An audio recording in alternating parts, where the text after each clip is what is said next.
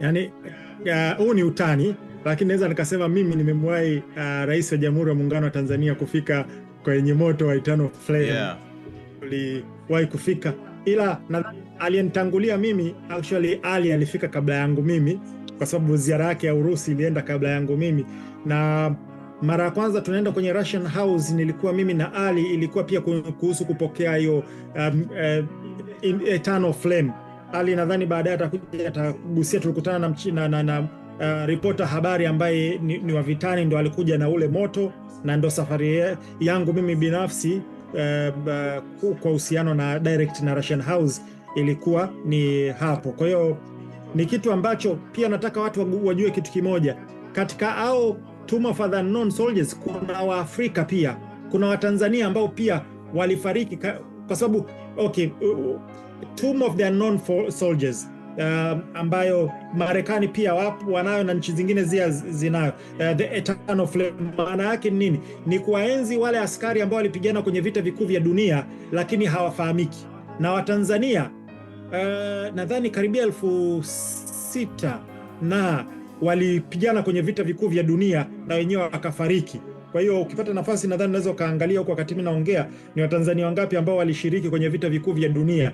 Kwa hiyo pia inatuhusu sisi, lakini wenzetu wameweka culture na ndio maana wana uzalendo sana, kwa sababu hawasahau. Nilivyoenda mpaka kwenye ziara ya Fosagro, kiwanda kile kikubwa sana cha mbolea ambayo ina mbolea bora sana, tulikuta pia wana enzi hiyo. Kwa hiyo wana culture hiyo ya kuenzi mashujaa wao, na ndio maana kuna uzalendo wa hali ya juu. Sisi huku moja ya sababu ambayo inapelekea uzalendo wetu upungue ni huo. Kwa hiyo kuhusiana na Eternal Flame ni hilo, na kama utaniruhusu basi niingie kwenye nani. Yes, endelea. Kwenye kuhusiana na ziara. So ni safari ambayo ni very significant. Nikisema significant nasema safari ambayo ina alama nzito sana, kwa sababu tangia rais wa kwanza wa Jamhuri ya Tanzania mwaka 1969 hayati Nyerere kwenda, hakuna rais mwingine yoyote wa Tanzania ambaye ameenda mpaka Urusi. Kwa hiyo inaonyesha uzito, lakini kuna upande wa pili ukipungua, kwamba ziara ya kwanza ya rais yoyote anapoingia madarakani huwa inatuma ujumbe mzito sana. Kwa hiyo ziara ya rais wa Tanzania Dr. Samia Suluhu Hassan kwenda Urusi tangia re-election yake kuingia kwenye muhula wake wa pili, kwenda kwa Urusi inatuma ujumbe mzito sana kwa ambao wanajua kusoma the unspoken rules na words ambazo haziongelewi. Ina ujumbe mzito sana. Kwa hiyo ziara hii sio kitu cha kuichukulia kwa uzito, especially ukizingatia, na mimi naiunga mkono kwa sababu kwanza Tanzania is a sovereign country, ni nchi ambayo ina uhuru wa kujiamulia. Cha pili ni tunasimamia msimamo wetu ambao ni non-aligned state, ni nchi ambayo haifungamani na sehemu yoyote tofauti na majirani zetu. Sasa ukiangalia kwamba kuna baadhi ya viongozi wetu baadhi ya watu katika serikali ya Tanzania wamewekewa vikwazo hapa siku za karibuni na nchi kama Marekani na nchi zingine za Ulaya zikiwa zinatusema sema. Kwa hiyo rais wa Jamhuri ya Muungano wa Tanzania kwenda Urusi ina uzito sana, ukizingatia kwamba Putin naye katoka China. Kwa hiyo kuna connection pale ambayo ndio wanaita the global south. Kuna ujumbe mzito sana, na pia inatuma ujumbe kwamba we have options, tuna options zingine. Kwa hiyo kwenye upande wa geopolitics safari sio ndogo, lakini nakwambieni hivi, tujiandae kwa zengwe. It's only a matter of time. Utasikia nchi za magharibi, utasikia Marekani, yani haitochukua muda, lazima utasikia kuna zengwe fulani, kuna maneno fulani yatakuja, either kwa target baadhi ya viongozi au sera zetu au kitu kama hicho. Kwa hiyo ni kitu ambacho kina uzito, kinatuonesha we are sovereign country, lakini pia kitakuwa kina implication kwenye upande wetu. Lakini pia kwa ufupi kabisa ni kwamba kuna fursa kubwa sana kati ya Tanzania na Urusi. Mimi nimeenda mara mbili, nimetembelea viwanda vyao, nimekaa kwenye Chamber of Commerce, kwenye wizara ya mambo wizara ya biashara na viwanda Urusi pale, tukawa na jopo kubwa sana tukaongea. Mmoja wapo ambacho tuna fursa direct ni kahawa. wao wanunua kahawa kutoka nchi za Ulaya. Hakuna hata nchi moja ya Ulaya ambayo inazalisha kahawa kiasi cha kwenda kusupply wengine. Kahawa zinatoka kwetu. Kwa hiyo na mimi nilishatuma, Esco Donald atakuwa ni shahidi, wakati anaenda pale nilimpa sample ya kilo 2 ya kahawa ampelekee mtu ambaye ni mkubwa sana kule, kwa sababu ya kuonesha kwamba taifa letu lina kahawa bora kabisa. Kwa hiyo tuna fursa bora kabisa ya kusupply kahawa kule. Tuna fursa bora kabisa ya maavocado. Nilikuwepo kule, nimeenda kwenye restaurant zao, nimeona kuna fursa kubwa sana ya kusupply hivyo vitu. Lakini pia upande wa pili sisi tunahitaji mbolea. Wana mbolea ambayo ni bora sana, viwanda kama Fosagro, na uzuri wa mbolea yao, wana uwezo wa kuja Tanzania na kucustomize mbolea kutokana na ardhi. Wanakuja wanakupimieni ardhi yenu, wanajua mahitaji yenu, na wanakupeni mbolea ambayo ni natural, ambayo haina sumu, tofauti na mbolea ambayo tunachukua katika baadhi ya nchi. It's been proven kwamba zina madhara, wao wanayo, ila wana matrekta bora sana, na kuna fursa nyingi sana za kibiashara, especially kwenye uchumi. Tunafahamu kwamba moja ya nchi ambazo zina watalii wengi sana ni Urusi. Kuna kipindi kama mnakumbuka kwenye mwaka 2016-17 Uturuki iliangusha Su-24 ya Kirusi, ikaleta tension kubwa sana. Walichokifanya Urusi, wakakata watalii wasiende wa Uturuki, iliwaathiri. Kwa hiyo utakuja kuomba kwamba upande wa utalii wana impact kubwa sana.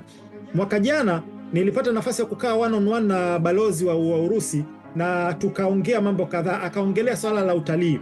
Hata ile kipindi kile tulivyoenda kufanya coverage ya ile meli ya Smolny, nilifanya naye interview, akasema kuna watalii wanakuja hapa, kuna fursa kubwa sana, na iwapo kutakuwa kuna trafiki kubwa ya watalii kutoka Tanzania kwenda Urusi na Urusi kuja huko, wata establish direct flight kutoka Dar es Salaam mpaka Moscow, na hiyo imekuwa established tayari. Kwa hiyo kuna fursa kubwa sana. Alafu upande wa elimu, jamani, nimeenda kule, nimetembelea Vavilov Institute, nimetembelea baadhi ya vyuo vyao, wana fursa kubwa sana ya kimasomo. Kuna Afrika tumekutana nao kule. Kuna yule binti nakumbuka nilifanya naye interview, Sabrina Kabelwa yule, yeah, yuko kule anasoma, na balozi akasema sisi wako tayari kuisaidia Tanzania kwenye upande wa kuwa na satellite yetu ya kwanza na vitu vingine. Sasa kitu ambacho kinaitofautisha Urusi na nchi zingine, wao wako tayari kwa kitu kinaitwa TOT, transfer of technology. Nchi zingine za magharibi hawataki kutupa TOT, hawataki kutupa transfer of technology, lakini Urusi wako tayari. Kwa maneno ya balozi wao, tunaweza tukanunua gesi kwa bei rahisi, tunaweza tukanunua mafuta kwa bei rahisi, lakini upande wa kijeshi pia, ilipokuja Smolny, kuna wanajeshi zaidi ya 130 nao wako wanafanyiwa training Urusi, na walikuja wachache ambao tuliwaona na tukawafanyia coverage pale. Kwa hiyo kuna ushirikiano mzuri. Kuna mshauri wa kijeshi wa Urusi ambaye amekuwa designated kwa ajili ya Tanzania kutushauri sisi, tunasaidiana nao.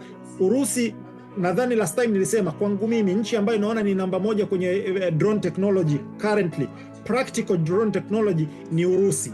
Namba 2 ni Ukraine, na namba 3 ni Iran, namba 4 ni China, namba 5 ni Marekani, kutokana na kwamba jinsi wanavyotumia drone zao effectively. Sasa tunaelekea katika dunia ambayo drone ndo muhimu. Wale jamaa wako very advanced. Nilipoenda kule nilifanya coverage na drone jammers, nilipiga mpaka picha na nikazifanyia demonstration. Kwa hiyo ni vitu ambavyo tunatakiwa tujiandae kabla ya tatizo kuja. Yaani kuna the possibilities ya ushirikiano kati ya Tanzania na Urusi are endless. Na kuna scholarship ambazo wanazitoa kila mwaka. Wameongeza kutoka 50 mpaka zimefika 100, sasa hivi ziko 150 kila mwaka. Kuna scholarship ya Watanzania ambao ukienda Russian House pale wanakutolea kwenda kusoma kule, tuition fee bure Urusi. Kwa hiyo naamini alipoenda Mama Samia Suluhu Hassan ni sehemu sahihi. Natamani akitoka pale aende kwa China vile vile, alafu tuangalie jinsi gani tunaweza tukashirikiana na hizi nchi bila kutenga nchi zingine za magharibi, kwa sababu sisi hatufungamani, tuko tayari kushirikiana na kila mtu. Lakini huku pia kuna fursa zingine kubwa sana. Kwa hiyo kwa ufupi, kwa ziara hiyo, ni ziara nzuri, ni ziara kubwa, na kuna fursa nyingi sana. Video hii imekupa thamani, maarifa au hata mtazamo mpya, na kualika kusupport channel hii. Kwa sasa hatuna wadhamini.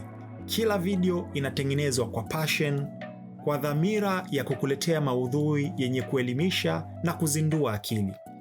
Mchango wako, haijalishi ni kiasi gani, husaidia moja kwa moja gharama za uzalishaji, utafiti, vifaa na kuniruhusu kuendelea kuunda maudhui kwa uhuru bila kuathiri ubora au misingi ya Fuse ambayo ni facts and logic. Pata video zote na update zote za DJ Sma. Jiunge na channel, scan hii QR code itakupeleka kwenye channel, au tuma ujumbe wa WhatsApp kwenda 0764124124. Andika niunge channel, utapokea link. Ila namba hii haipokei simu, sio ya WhatsApp, sio ya kawaida. Social media zote natumia DJ Sma 255. Asante kwa kutazama, asante kwa kuamini, asante kwa kuwa sehemu ya safari hii. Share na wengine wafaidike. Fuse, facts and logic. DJ Sma.